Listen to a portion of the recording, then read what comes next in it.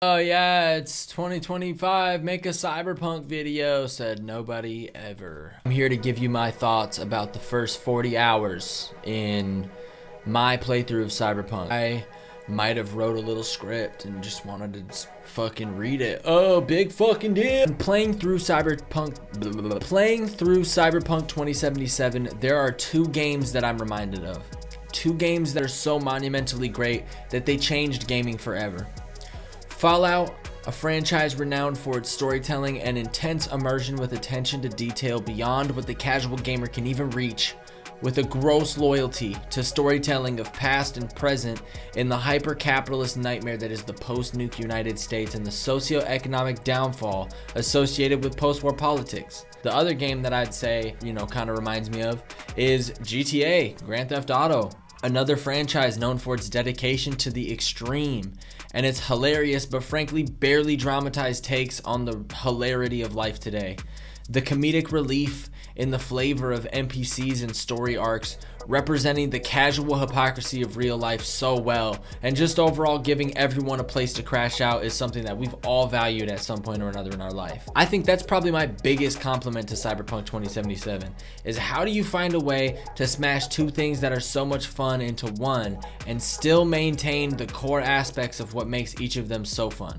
Like normally when you try to smash two things together, it's not that great. The color green and ketchup, the Shrek ketchup, good, not that great.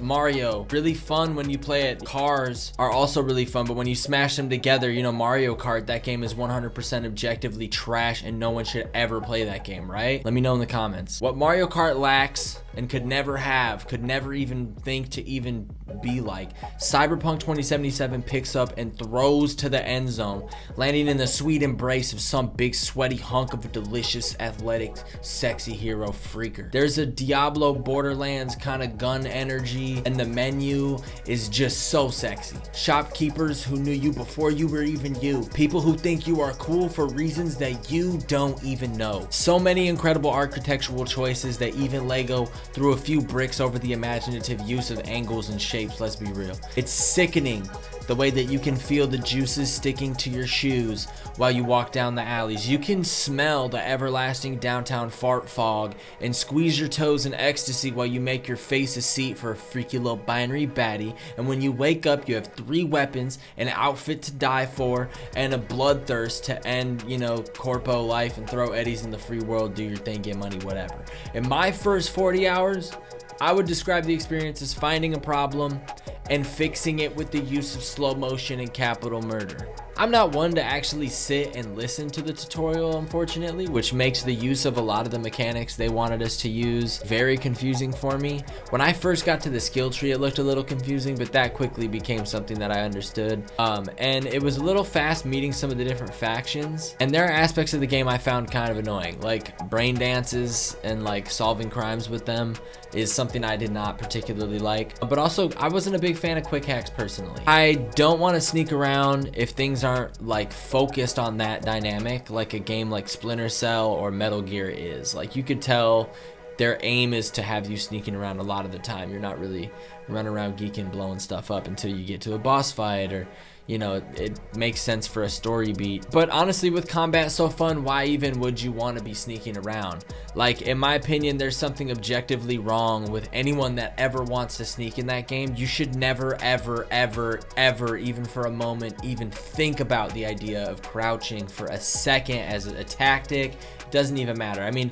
get real. You have like 50% crit damage in Sandevistan and 200% headshot multipliers. With stuff like that, I'm not going to be hiding in a corner waiting for an execution opportunity so that I can not use my guns and swords in slow-mo like I'm Neo with like a little Neo stuck in my head telling me what to do. I'll say, and I've heard a lot of other Cyberpunk creators say, like, if you just played the game through only using quick hacks, you're kind of missing out on a lot of what Cyberpunk has to offer. Legs you can get that give you a second jump. That shit changed a lot of missions for me, made them a lot easier.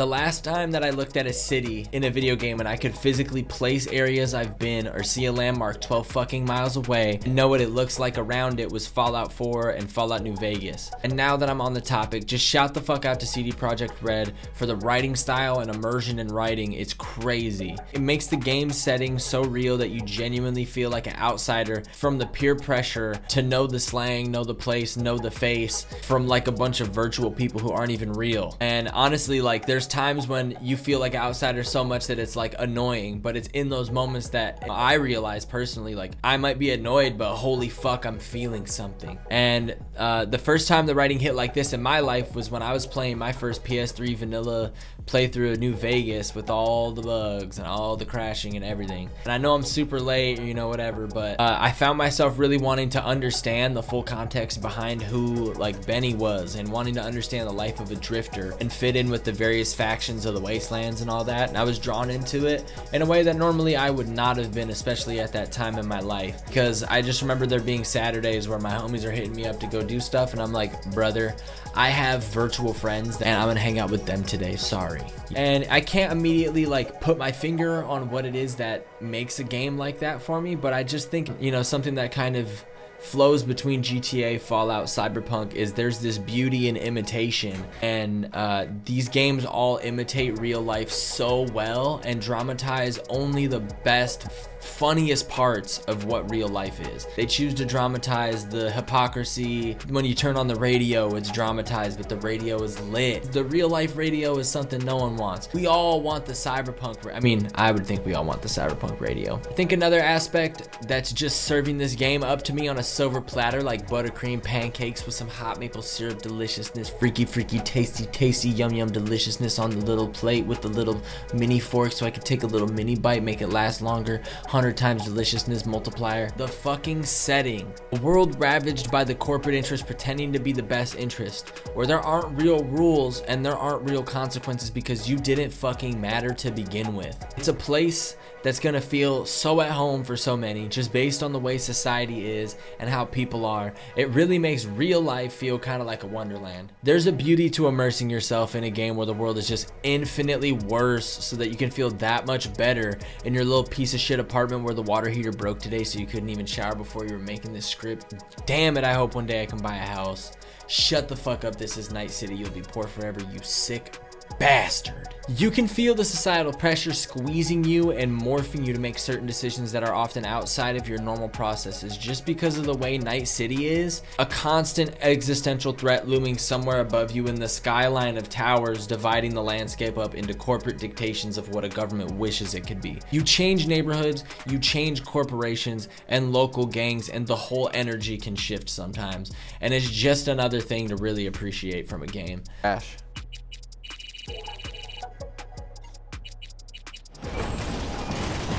You've got a kid. Not well. Got a cold. Bro got a cold. Cursed blackened soul is listening. Ah, I love this town. The city of endless opportunity and brotherly hate. But if you got the cojones and you know how to use them. Right now. Yeah.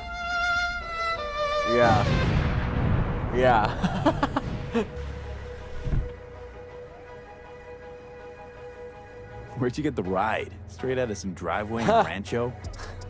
Yes, exactly. Is that a problem?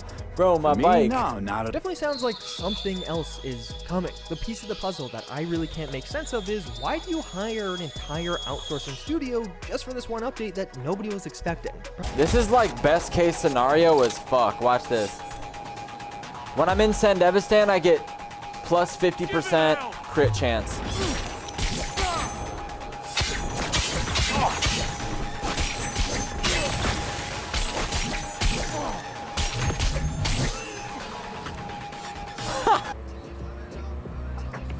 This is how we're doing it. This is how we're doing it. Did you know I just took a shit? Walked up in the room. Now my pants smell like fucking shit. Smell really bad and nobody wants to dance with this. Cause I got pants full of fucking shit. What do you wanna know? Do you know my pants are full of shit? Did you know that if I just shit, my pants is full of shit? If I go and have this shit while I'm gonna walk around, it smells worse. And it goes into my fucking shit purse. That is one hell of a storm. I got my shit phone. I'm in this shit like real shit though. What the hell you want? You call me the shit hoe in this motherfucker like for real? Did you shit though? I just opened up a little shit shop other side of town. I got a little turd for you. Yeah, it's kind of round. Huh?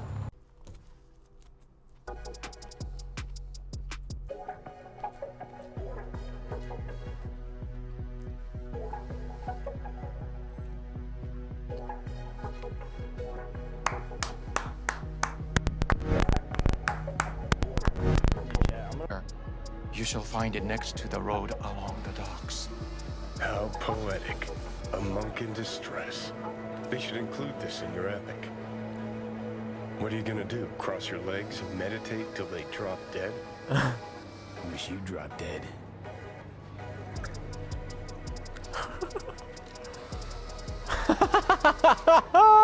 I flicked off Keanu Reeves. I flicked off Keanu Reeves. I just flicked him off.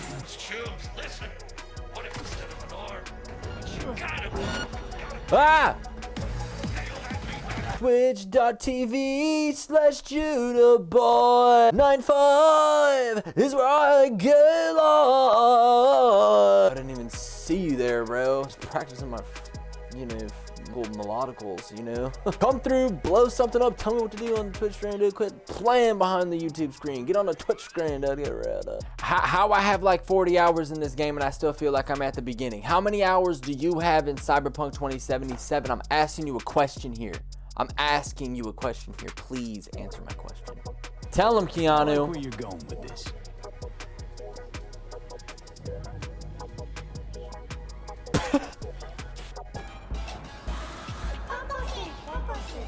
Scanner's showing something different. Wait, you mean here?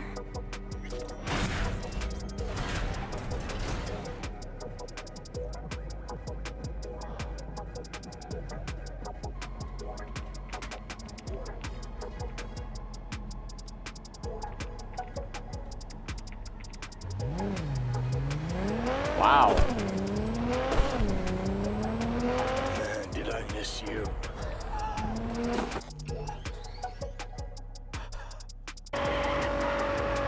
Yeah.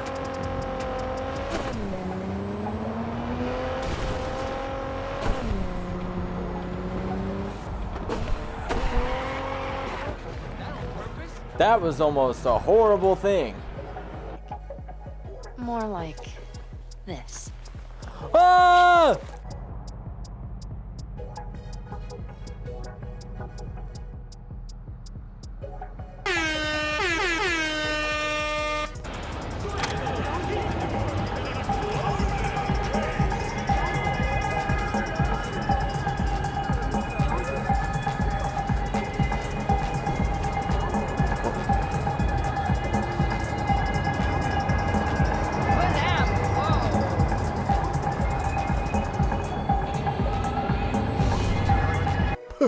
If they want to know what I fucking think about Keanu, maybe they should ask me in the Twitch chat. I'm done. It's not that I don't have more to say about my first 40 hours in Cyberpunk 2077. I mean, I fucking crucified a man, brother. I just don't want to talk your fucking ear off. I'm just some ex-corpo streaming usually on Mondays, Wednesdays, and Saturdays, playing drums on Saturdays, playing video games on other days. If that sounds like something you want to be a part of, pull up sometime. JUDAHB0Y95. It's a 0, JUDAHB0Y95 on Twitch. And it's genuinely the best to have these interactions with everyone and make these moments. Thank you so much for taking time out of your day. And I appreciate you being here. And I hope you check out some of the other stuff on my channel, like the videos of me drumming and shit. But regardless, Splunch out. Get yourself a cash hat. Let's get real. Peace.